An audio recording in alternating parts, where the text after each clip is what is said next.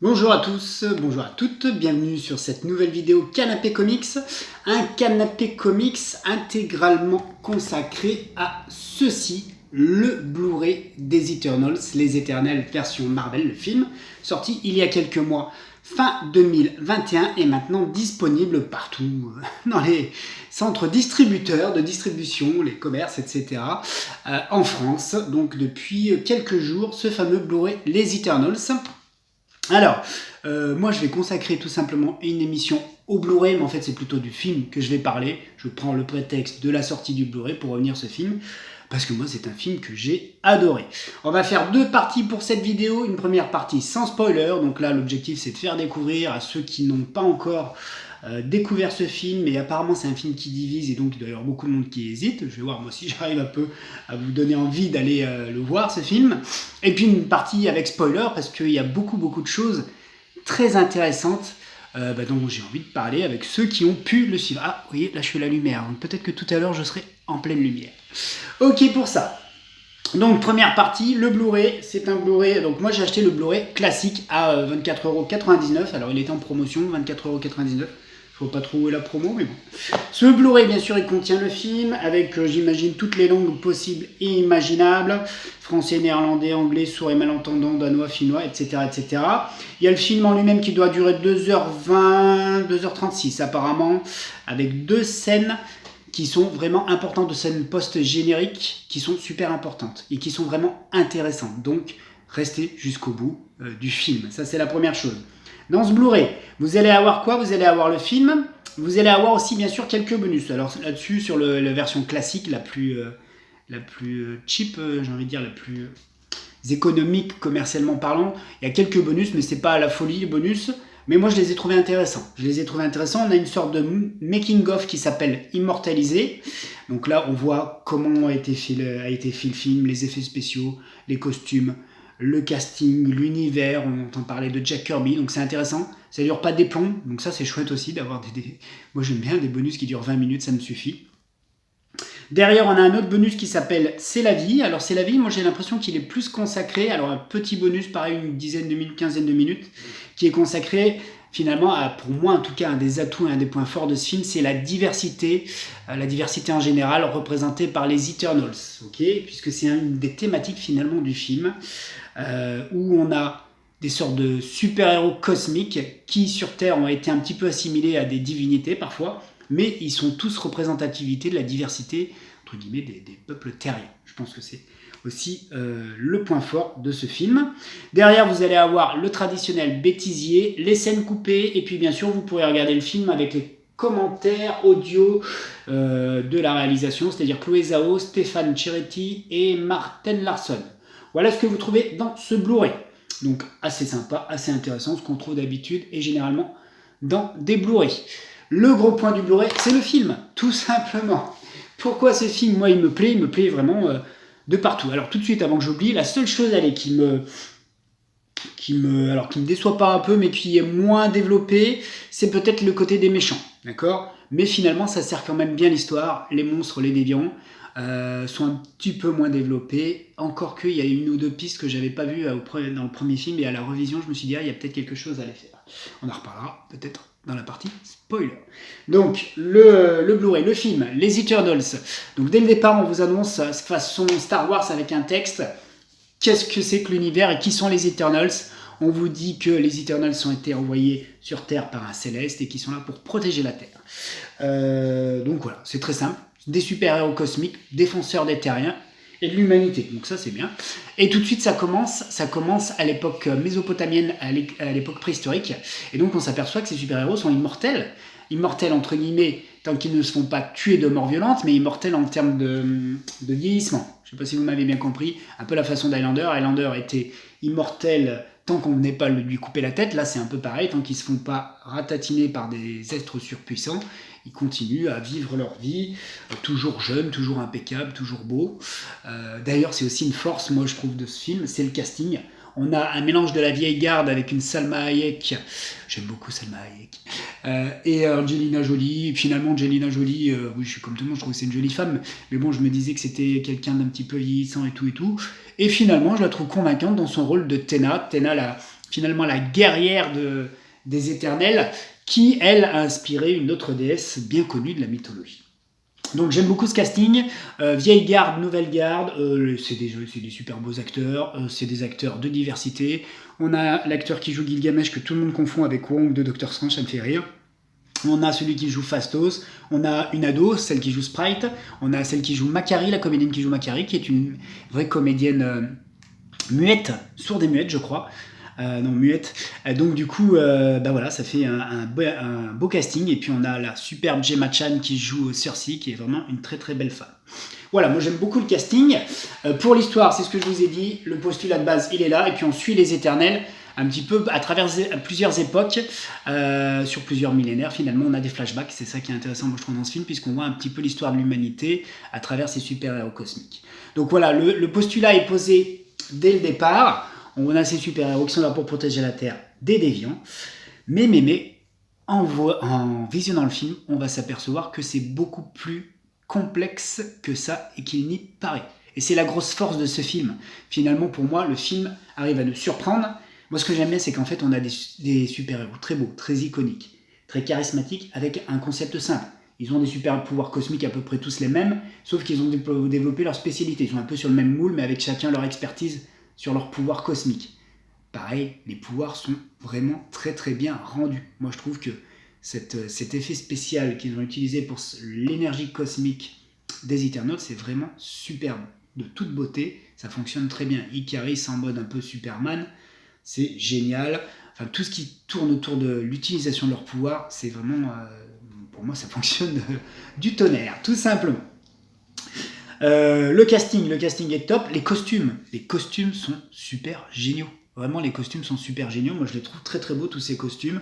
Pareil, on n'est pas sur un team suit où tout le monde a un peu le même costume. Ils ont tous la même base d'un peu de costume. On voit bien, c'est un peu la même origine. Les Eternals, c'est quand même une seule et grande famille de super-héros.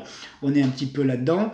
Alors, j'ai entendu parler aussi du fait que ce film avait été tourné en décor naturel et que c'était pas si souvent que ça pour Marvel. Alors, j'aime bien, hein, pas de souci, c'est très très bien, mais je vois pas trop la différence avec des films comme Civil War ou Avengers où c'est tourné en Corée, où c'est tourné en pleine ville dans des bastons, des scènes de baston urbaines.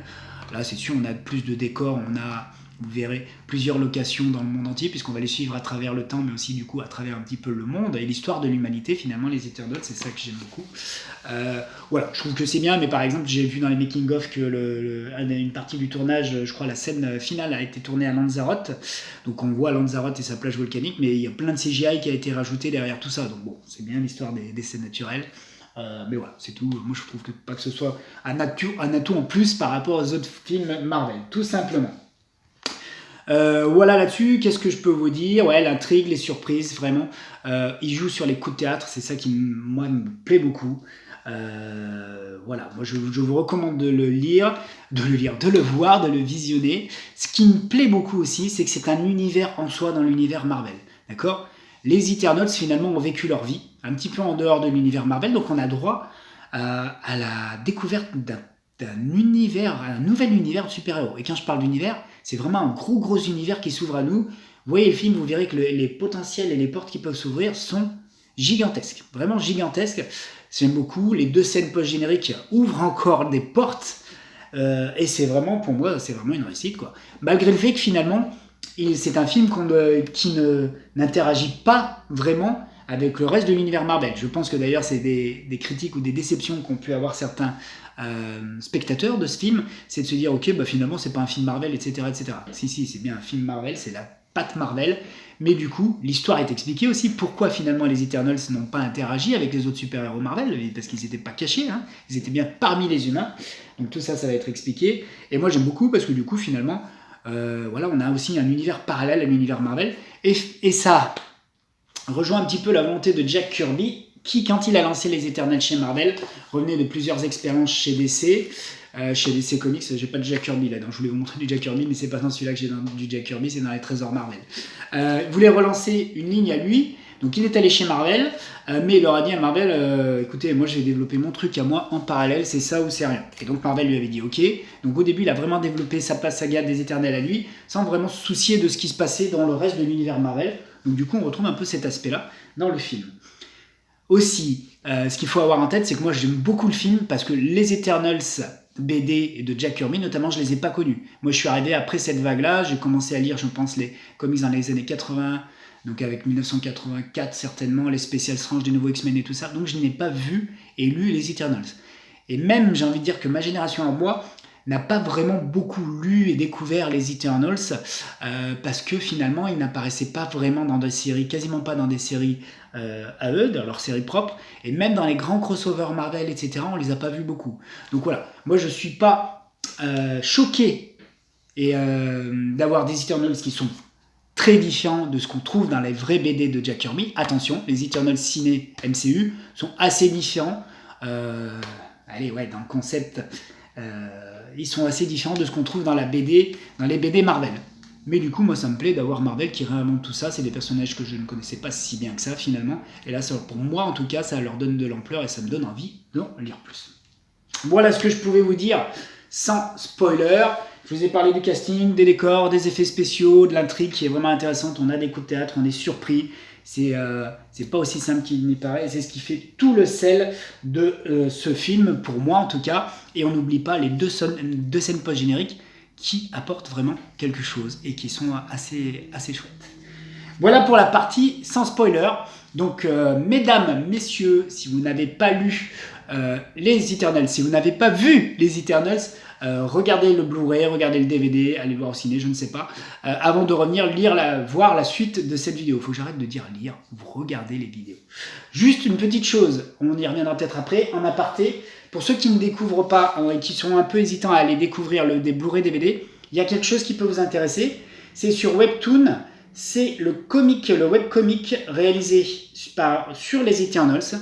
Il y a 7 épisodes gratuits sur Webtoons en comics et qui reprennent vraiment l'univers des films. Regardez ça, c'est parfait, c'est le Icaris du film quasiment, dessiné en plus. Le premier et le dernier épisode sont dessinés par Jofo, qui est un artiste français qui est en train de percer. Jofo, bravo à toi. Jofo est en train de faire du Batman en ce moment, du Batman, si je dis pas de bêtises, Gotham Future State je crois, ou du Gotham Infinite. Donc c'est encore une série un peu parallèle de Gotham, je crois, de Batman, avec plusieurs Gotham dans un univers un petit peu futuriste, un petit peu futur proche de Batman. Donc là, c'est Jofo, en tout cas, sur les Eternals. Si vous n'avez pas vu le film et le Blu-ray, ça peut vous donner envie. Alors, c'est en version originale, c'est-à-dire c'est en version US anglaise, mais vous allez y suivre et y retrouver les Eternals du film, vraiment, le concept du film, sans forcément vous faire spoiler le film. En fait, vous allez les suivre dans leur guerre à travers le temps, leur guerre contre les déviants, qui sont les monstres, regardez-moi ça, c'est ce Gilgamesh, j'espère que vous voyez bien, c'est Gilgamesh et Tena, qui sont superbement dessinés par Jofo.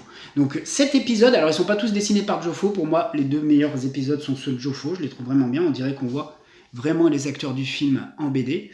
Et puis il y a d'autres créateurs, plutôt de style manga, etc. Mais en tout cas, il y a 7 épisodes qui sont entièrement gratuits et qui vont vous aider un peu à mieux voir et mieux comprendre et appréhender peut-être l'univers du film. Donc peut-être que si vous n'êtes pas complètement convaincu par le film, eh ben vous allez pouvoir découvrir déjà les personnages, l'univers, le concept à travers ces webtoons gratuits. Donc je vous les conseille, c'est gratuit. Et en plus, c'est peut-être par une des futures stars françaises des comics. Voilà pour la partie sans spoiler. À bientôt pour les autres. Rendez-vous dimanche prochain pour un futur canapé comics consacré à mes lectures comics plus traditionnelles. Ok, la partie spoiler, c'est maintenant. Ok, j'aime les Eternals, moi les amis, pour les coups de théâtre. Vraiment, le fait que depuis le début, Caris était un peu... Il avait peu de relief, il n'était pas intéressant, mais en fait, tout simplement, il n'est pas intéressant parce que c'est lui le gros salaud de l'histoire. Et donc là, ils nous ont bien menés en bateau depuis le début. C'est vraiment intéressant. Et puis à la fin, dans cette baston finale où il les affronte tous, quasiment, on pense qu'il pourrait tous les tuer, on pense qu'il a tué Dorig. C'était vraiment c'était vraiment top. Franchement, j'ai trouvé ça super. Le fait aussi, l'autre coup de théâtre, que les Eternals ne sont pas des protecteurs de l'humanité, au final, car Shem et les Célestes les envoient pour servir leur dessein à eux. J'ai trouvé ça très intéressant. Le fait que la Terre soit un noyau, finalement, pour un Céleste, ça ressemble un peu à ce qu'on a vu dans les Avengers, la première saga de Jason Aaron sur les Avengers, où pareil, les Célestes reviennent sur Terre parce qu'il y a un secret en lien avec un Céleste perdu sur Terre. C'était assez intéressant, ça se rapproche un peu de tout ça. Et vraiment, j'ai trouvé ça super intéressant. Voilà, ça m'a plu tout du long. Les déviants, c'est ce que je disais tout à l'heure dans la partie d'avant. Finalement, on se rend compte que les déviants sont peu développés, mais si vous regardez bien la scène d'affrontement entre Téna et je sais plus comment s'appelle le chef des déviants, je crois que c'est Crow, quelque chose comme ça. Il lui dit souviens-toi, au moment où il va pour la tuer, il la caresse, il lui dit souviens-toi Téna, et je pense que c'est peut-être comment on appelle ça, il fait appel à ses souvenirs pour qu'elle se rappelle qu'eux se sont peut-être déjà connus dans des vues antérieures sur d'autres planètes, puisqu'il me semble, si je dis pas de bêtises, que Téna a eu des relations avec plusieurs déviants, dont le chef des déviants. Donc peut-être que, d'ailleurs on voit, je crois, un petit peu ça dans les Eternals, la dernière BD de Rebic. Et donc je crois que c'est un peu faut que j'arrête de lire la BD, ça m'empêche de vous dire ce que j'ai à vous dire. Voilà, le Rebic, Téna et les déviants. Elle a effectivement quelques relations, Téna, avec les déviants, qui dans la BD sont plus humanoïdes que monstrueux. Dans le film, ce sont des monstres, les déviants, il n'y a pas de souci là-dessus.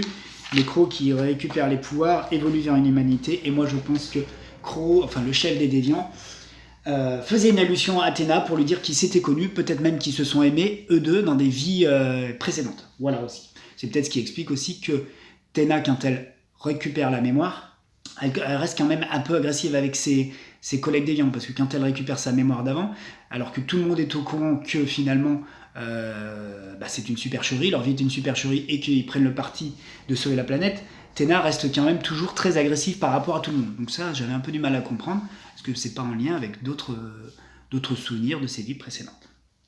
Voilà, moi j'ai beaucoup aimé tout ça. Ce qui me plaît, c'est aussi le potentiel infini du film. Les Éternels sont des sortes de synthézoïdes, pas de clones apparemment, de synthézoïdes de super-héros qui existent par centaines, par milliers, un peu comme Vision, et qui sont envoyés sur des planètes pour veiller à la bonne culture, à la bonne évolution des futurs célestes. Donc on le voit dans le film, ça veut dire que potentiellement il existe d'autres versions de Cersei, de Ikaris. Donc on avait un Ikaris méchant, mais dans un prochain film on pourrait peut-être trouver un Ikaris vraiment héroïque, vraiment gentil, ou revoir des Ikaris, une armée d'Ikaris complètement maléfique. Et c'est ça qui m'intéresse, ça veut dire que dans les futurs films on pourrait avoir même une armée d'Éternels entiers qui seraient peut-être aussi mauvais, complètement cette fois soumis à la volonté des Célestes. Voilà, ça peut être ça, ça peut être complètement d'autres Éternels qui sont, puisqu'on a l'impression qu'il y a plein d'autres Éternels dans la galaxie. Voilà, donc ça c'est intéressant. Et ça rejoint plus l'univers Eternals de la BD, puisque dans les Eternals de la BD, on se rend compte qu'il y a plein sur Terre de factions d'Éternels différentes. D'ailleurs, la BD l'explique vraiment très bien. On voit qu'il y a la garde océanique, les prêtres célestes, l'ermite de Titanos, la mission lémurienne, Olympia, Polaria, l'exclusion. Il y a plusieurs villes et localisations d'Eternals sur Terre. Finalement, il y a plusieurs familles et civilisations d'Eternals sur Terre. Donc peut-être qu'on va retrouver ça un peu dans le côté MCU avec... voilà, moi ça me fait rêver d'imaginer qu'il y a peut-être d'autres super-héros cosmiques partout dans l'univers qui pourraient être soit là pour combattre les Célestes, soit envoyés par les Célestes pour combattre les héros terrestres. Donc ça, je trouve ça vraiment super, super bien. C'est en lien aussi avec la scène post-générique de Eros, le frère de Thanos, qui est donc bien un Céleste, un Éternel, et qui va aider les autres Éternels à essayer de retrouver leurs collègues apparemment kidnappés par Arishem. Donc dans le vaisseau qui part dans l'espace pour trouver les autres Éternels, on a bien Makari, Druig, Téna, j'en oublie peut-être un peu, un autre, qui sont rejoints par donc, le fameux Eros et Pipe le Troll, et qui veut, soi-disant, les aider à retrouver les autres Éternels. On verra si c'est vraiment ça qui se passe. À la fin du film aussi, on a donc Arishem qui arrive, qui dit texto à Cersei, Kingo et Phastos, vous avez mis à mort un Céleste, vous avez voulu sauver la Terre, je prends votre mémoire et je reviendrai pour juger l'humanité. Quand il disparaît, le souci c'est qu'il disparaît avec Cersei, Phastos et Kingo, donc on ne sait pas ce qu'ils sont devenus. À suivre, donc la suite, le numéro 2 du film, le deuxième film des Éternels, ça devrait être à mon avis la mission Rescue Mission pour essayer de libérer les Éternels que sont Cersei, etc. D'autant plus que Eros, dans la scène post-générique, explique à Druig, Makari et Téna qu'effectivement leurs amis sont en mauvaise posture. Donc ça risque d'être ça. Et puis bon, j'espère que par la suite, par contre, on aura un peu plus d'interaction avec les autres héros du Marvel Cinematic Universe. Autre très très bon point sur ce film, c'est la dernière scène post-générique on a Dan Whitman qui est en possession de l'épée d'ébène, la vraie épée d'ébène, celle du Chevalier Noir. Donc le Chevalier Noir, c'est un personnage de bande dessinée Marvel que moi je trouve avec du potentiel. Moi j'adore tout ce qui est médiéval, super-héros médiéval. J'en veux un beau, un vrai, qui soit inspiré des légendes arthuriennes. Dan Whitman tourne un petit peu autour de tout ça. Moi ce qui m'embête, c'est que son épée d'ébène, c'est une épée un peu maudite. Alors c'est vrai que ça rajoute une dualité. Voilà, donc du coup Dan Whitman qui semble être vraiment l'héritier de la lignée des Chevaliers Noirs, qui semble être en partie pour prendre possession de cette épée d'ébène, mais on voit qu'elle a quelque chose de bizarre, puisque l'épée, sa lame, elle a des effets un petit peu surnaturels. Et au moment où il va la prendre, il y a une voix qui lui dit « Est-ce que vous êtes sûr, vous voulez vous lancer là-dedans, monsieur Whitman ?» Et cette voix, c'est Blade, le futur Blade de l'univers Marvel, donc ça aussi super intéressant. Ça veut dire quoi? Ça veut dire qu'on va avoir du Dan Whitman en Black Knight, qui va être allié à Blade, mais est-ce qu'il va être allié à Blade pour essayer de retrouver les Eternals dans l'espace? Ça m'a l'air compliqué. Là, je pense que la solution et la théorie la plus intéressante, c'est que Blade, Dave Whitman et puis d'autres héros Marvel vont fonder une sorte de Avengers du surnaturel. Ça existe chez Marvel et ça va en plus arriver cette année via un jeu vidéo. Ça s'appelait Midnight Suns. Midnight Suns, les fils de minuit, j'y arrive pas. Midnight Suns, la bande dessinée des années 90 avec le Punisher, Moon Knight et je ne sais plus qui, Ghost Rider, etc. C'était vraiment une sorte de super-héros, d'équipe de super-héros du surnaturel. Je pense que Marvel va aller vers ça. Et en plus, en parallèle, cette année, doit arriver un jeu vidéo qui va s'appeler Midnight Suns, les soleils de minuit. Donc un jeu de montre les Midnight Suns et les Midnight Suns. Je sais pas, j'espère que vous me comprenez. Jeu vidéo qui est intéressant, qui mélange plusieurs super-héros, des Avengers et super-héros surnaturels, et qui vont devoir combattre, je crois, Lilith, si je dis pas de bêtises, la reine des démons, un peu une reine des démons de l'univers Marvel, qu'on voit peu souvent. Et moi, tout ça, ça m'intéresse parce que justement, dans toutes les BD que j'ai lues et que j'ai encore là juste à côté de moi, vous voyez pas mes 3 bibliothèques plus toutes mes caisses, j'ai beaucoup lu plein de choses. Et c'est vrai que je trouve que Marvel, ce côté surnaturel, le développe moins. En tout cas, moi, je l'ai moins lu. Il avait dû le développer certainement avec des Ghost Rider, peut-être un peu Moon Knight. Mais c'est vrai que dans toute la tonne de leurs histoires, c'est pas des univers qu'ils ont beaucoup développés. DC Universe le fait un petit peu avec toute son histoire de magicien, avec, comment il s'appelle, John Constantine, Zatanna, tout ce qu'ils ont fait maintenant sur la Dark Justice League. Je pense que Marvel veut développer ce côté surnaturel. Et donc moi, ça m'intéresse à fond. Ça veut dire qu'il y a encore d'autres potentiels d'histoire et d'univers qu'on a peu vu ou pas encore lu chez Marvel. Et ouais, je suis preneur à fond. À fond de chez à fond. Donc en BD et bien sûr en film si ça arrive ou en série. Pour moi, les Midnight Suns de Marvel Cinematic Universe, ça va être le Black Knight, le Chevalier Noir, ça va être Blade, le Chasseur de Vampires, ça va être bien sûr Moon Knight.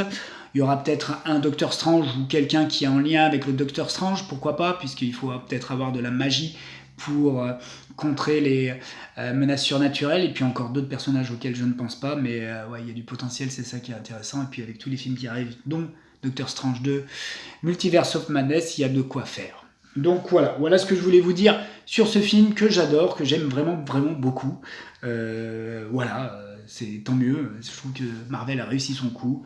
Recréer des super-héros qui n'étaient pas très connus dans les BD finalement, pour en faire un nouvel univers en soi, avec un potentiel infini. J'ai envie de dire, le potentiel est gigantesque en tout cas.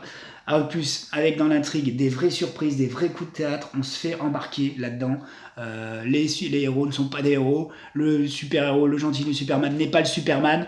Et pour moi, ça fonctionne très bien. Voilà ce que je voulais vous dire.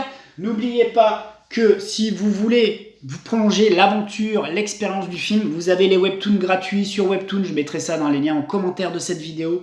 Dessiné par Joe et plein d'autres auteurs. Et là, vous allez y voir, vous allez y suivre plus d'épisodes de la guerre pendant 500 ans entre les Eternals et les Déviants. C'est sympa, on va aussi explorer les époques, le monde, les civilisations. Il va y avoir pas mal d'allusions à peut-être des légendes, des mythes qui existent vraiment, plutôt coréens, plutôt japonais. C'est super intéressant. Enfin, moi, je trouve ça super que Marvel l'ait fait. Et bien sûr, on a notre Joe national au dessin qui assure comme un boss. Voilà, c'est ce que je voulais vous dire pour ce fameux Blu-ray Les Eternals, les Éternels de Marvel. J'en ai fini pour ce matin aujourd'hui. Je vous donne rendez-vous si tout va bien dimanche en fin de journée pour un nouveau canapé comics. Cette fois plutôt axé sur les lectures comics du moment. À très bientôt.